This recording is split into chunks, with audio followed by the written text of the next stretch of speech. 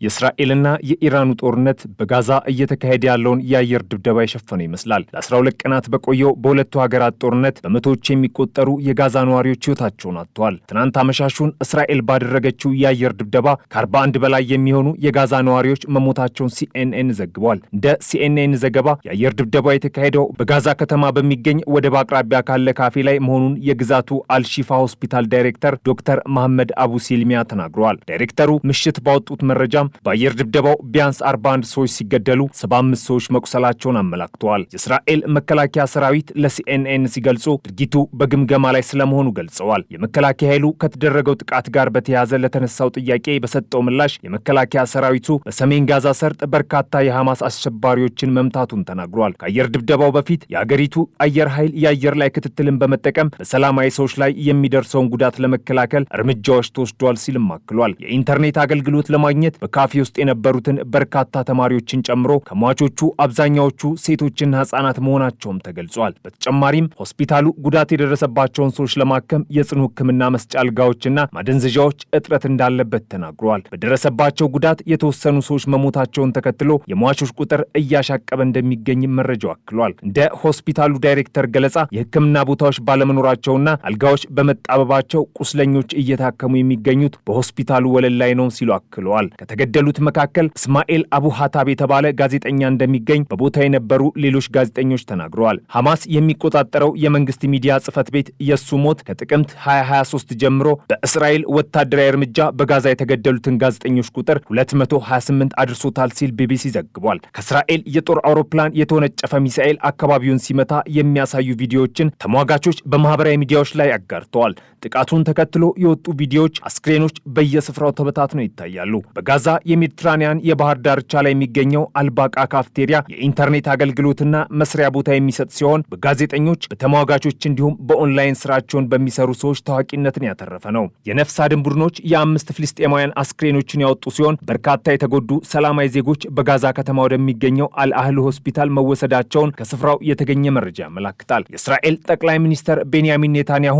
የተኩስ አቁም ስምምነት ላይ ለመድረስ የሚደረገውን ጥረት ላይ እንዲያተኩሩ ከፍተኛ ጫናዎችም እየጨመሩ ይገኛሉ። ያለፈው ቅዳሜ የአሜሪካው ፕሬዝዳንት ዶናልድ ትራምፕ በእስራኤልና ጋዛ መካከል ያለውን ጦርነት ለማስቆም እንዲሁም ኔታንያሁን ከሐማስ ጋር ለማደራደር በአሁኑ ወቅት እየሰሩ መሆናቸውን በማህበራዊ ሚዲያ ገጻቸው አስፍረዋል። ሆኖም ፕሬዝዳንቱ ድርድሩን ለማድረግ ቢያስቡም ቅሉ የእስራኤል መከላከያ ኃይል ወደ ደቡብ ጥቃቱን እያጠናከረና እያሰፋ በመሆኑ በጋዛ ከተማና በጃባሊያ ባሉ አካባቢዎች የሚኖሩ ሰዎች ወደ ደቡብ ወደ አልማዋሲ የባህር ዳርቻ አካባቢ እንዲሄዱ ተነግሯቸዋል። የመከላከያ ኃይሉ ቃል አቀባይ አቢሻይ አድራይ እንደተናገሩት የእስራኤል ጦር በሰሜን ጋዛ አሸባሪዎችንና የሽብር መሰረተ ልማቶችን ለማጥፋት እየተንቀሳቀሰ ነው ሲሉ ተናግረዋል። እሁድ በ24 ሰዓታት ውስጥ እስራኤል በፈጸመችው ጥቃት ቢያንስ 86 ሰዎች መሞታቸው በሐማስ የሚመራ የጤና ሚኒስቴር አስታውቋል። በአልማዋሲ ደህንነቱ የተጠበቀ ዞን ተብሎ በሚጠራው አካባቢ በተፈጸመው ጥቃት ከተገደሉት መካከል 3ቱ ህጻናት መሆናቸውን ወላጆቻቸው ተናግረዋል። ከሟቾቹ መካከልም በደቡብ ክልል ካን ዩኒስ አቅራቢያ በሚገኘው አልማዋሲ የተፈናቀሉ ሰዎች በሚኖሩበት ድንኳን ላይ በተደረገ የእስራኤል የአየር ጥቃት 5 ሰዎች መሞታቸውን የጤና ባለሙያዎች ገልጸዋል። በዚሁ ጥቃት 3 ህጻናት ከአንድ ቤተሰብ ውስጥ ሲገደሉ የህጻናቱ እናት መሬት ላይ ተኝተን ሳለ በቦምብ ገደሉብኝ፣ የተቀሩትን ቤተሰቦቼ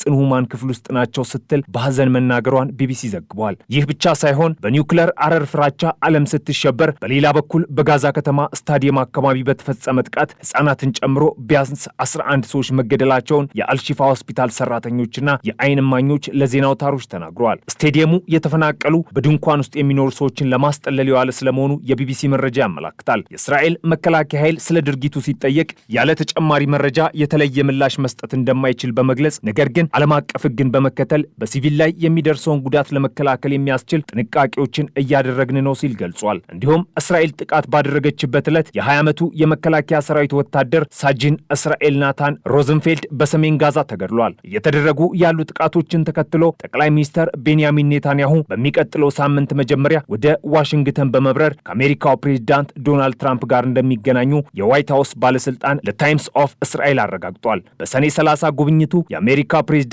በጥር 2025 ዳግመኛ ስልጣን ከያዙ በኋላ ኔታንያሁ ወደ ዋሽንግተን የሚያደርጉትን ሶስተኛ ጉዞ የሚያመላክት ሲሆን እስራኤልና ኢራን በአሜሪካ አደራዳሪነት የ12 ቀን የአየር ጦርነት ለማስቆም ከተስማሙ ከ2 ሳምንት በኋላ ነው። ለመጀመሪያ ጊዜ መቀመጫውን አሜሪካ ባደረገው አክሲዮስ የዜና ወኪል የተዘገበውን የጉብኝቱን ጊዜ አስመልክቶ ከጠቅላይ ሚኒስትር ጽህፈት ቤት ምንም ማረጋገጫ የተሰጠ ነገር የለም። የአሜሪካ ባለስልጣን ለታይምስ ኦፍ እስራኤል እንደተናገሩት የአጀንዳው ዋና ጉዳዮች ጋዛና ኢራን ሲሆኑ ትራምፕ በጋዛ ያለውን ጦርነት ለማስቆምና የተቀሩትን ታጋቾች ለማስለቀቅ ያላቸውን ፍላጎት አጽንኦት ሰጥተዋል። ከሶሪያ ጋር ተያይዞም ውይይት እንደሚደረግ የአሜሪካ ባለስልጣን ጨምረው ገልጸዋል። የእስራኤል ስትራቴጂክ ጉዳዮች ሚኒስተር ሮን ዴርመር ከአሜሪካ ባለስልጣናት ጋር ለመወያየት በዋሽንግተን ያሉ ሲሆን ለ20 ወራት የዘለቀው ጦርነት በፍልስጤም ግዛት እንዲቆም ከፍተኛ ጫና እየገጠመው ስለመሆኑ ታይምስ ኦፍ እስራኤል አስነብቧል። በተደጋጋሚ የተኩስ አቁም ለማድረግ የሚጠራው የኔታንያሁና ሚኒስትሮች ስብሰባ ዳግም ያለምንም ስምምነት መጠናቀቁም ተነግሯል። የእስራኤል ከፍተኛ የመንግስት ባለስልጣናት እንደ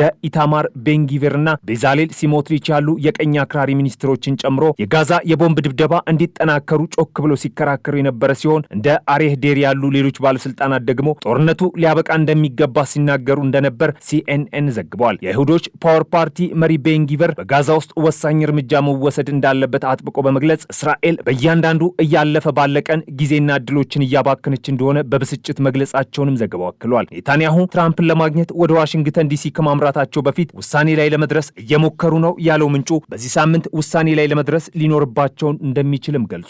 የገንዘብ ሚኒስትሩ ቤዛሌል ሲሞትሪች የሃይማኖታዊ ጽዮኒዝም ፓርቲ ሳምንታዊ ስብሰባ በኬንሴት ከመደረጉ በፊት ለጋዜጠኞች እንደተናገሩት እስራኤል ከሐማስ ጋር የተኩስ አቁም ስምምነትን ከማድረግ የበለጠ ምንም ትልቅ አደጋ የለም ሲሉ ተናግረዋል። ከእንግዲህ ከገዳዮች ጋር ውይይት አይደረግም፣ ኔታንያሁ በጋዛ ውስጥ ያለውን ጠላት የሚያጠፋና ለብዙ ዓመታት በእስራኤል ላይ የሚፈጠረውን ስጋት የሚያስወግድ ከባድና ፈጣን ጦርነት ሊያደርግ ይገባል ሲሉም አክለዋል። የኳታር አሸማጋዮች አሜሪካ የምታሳድረው ጫና ውጤት ያስገኛል የሚል ተስፋ እንዳላቸው ተናግረዋል። እስራኤል በመጋቢት ወር በጋዛ ላይ አዲስ ጥቃት ስትሰነዝር ለ2 ወራት የቆየው የተኩስ አቁም ፈርሷል። ጥር 19 የጀመረው የተኩስ አቁም ስምምነቱ 3 ደረጃዎች እንዲኖሩት ሆኖ የተዘጋጀ ቢሆንም ቅሉ የመጀመሪያው ደረጃን ግን ማለፍ ሳይችል ቀርቷል። በዚያው የተኩስ አቁም ስምምነት ውስጥ በሁለተኝነት ቋሚ ተኩስ አቁም ለመድረስ በእስራኤል ውስጥ በታሰሩ ፍልስጤማውያን ምትክ በጋዛ የታገቱትን መልቀቅና የእስራኤል ጦር ከጋዛ ሙሉ በሙሉ መውጣትን የሚያካትት ነበር። ሆኖም አንድ የሐማስ ከፍተኛ ባለስልጣን ለቢቢሲ እንደገለጸው አደራዳሪዎቹ አዲስ የተኩስ አቁም ላይ እንዲደርሱና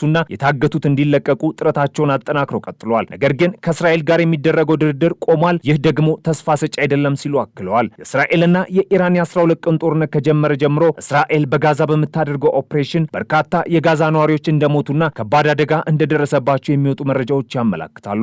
ይህን ተከትሎም ከጊዜ ወደ ጊዜ እየጨመረ በመጣው የሰብአዊ ቀውስ ውስጥ የመልቀቂያ ትዕዛዛት መበራከትና ቀጣይነት ያለው የአየር ድብደባ የእስራኤል የመሬት ጥቃትን ወደ ጋዛ ለማስፋፋት የዘረጋቸው ሰፊ እቅድ አካል ናቸው የሚል ስጋት እየጨመረ ስለመሆኑም የቢቢሲ መረጃ ያሳያል። ይህ ደግሞ በጋዛ እየተካሄደ ያለውን ዘመቻ ወደ ከፋ የሽምቅ ውጊያ መውረዱ ለበለጠ ሞት፣ ከፍተኛ ቁጥር ያላቸው ታጋቾች እንዲያዙ፣ ከፍተኛ ቁጥር ላላቸው ሲቪሎችና ወታደሮች ሞትን የሚያስከትል ነው ብለው እንደሚያምኑ የቀድሞ ሰራዊት መሪዎች ተናግረዋል። የእስራኤል ጠቅላይ ሚኒስትር ቀጣዩ እርምጃ በብዙዎች ዘንድ እየተጠበቀ ነው። የቤንያሚን ኔታንያሁ ደመነፍስ ጦርነቱን መቀጠልና ሐማስን ማሸነፍ ቢሆንም አዲስ የተኩስ አቁም ስምምነትን ለመከተል በአገር ውስጥም ሆነ ከውጭ ከፍተኛ ጫና እየደረሰበት ነው። ጦርነቱ ሲጠነሰስ ከ1200 ሰዎች ሞትና 251 ሰዎች መታገት ምክንያት ለሆነው ሐማስ ምላሽ ለመስጠት የጀመረው በጋዛ ላይ የሚካሄድ የአየር ድብደባ እንደቀጠለ ነው። ከዚያን ጊዜ ጀምሮም በጋዛ ከ56000 በላይ ሰዎች ተገድለዋል ሲል ሐማስ የሚመራው የጤና ጥበቃ ሚኒስቴር አስታውቋል።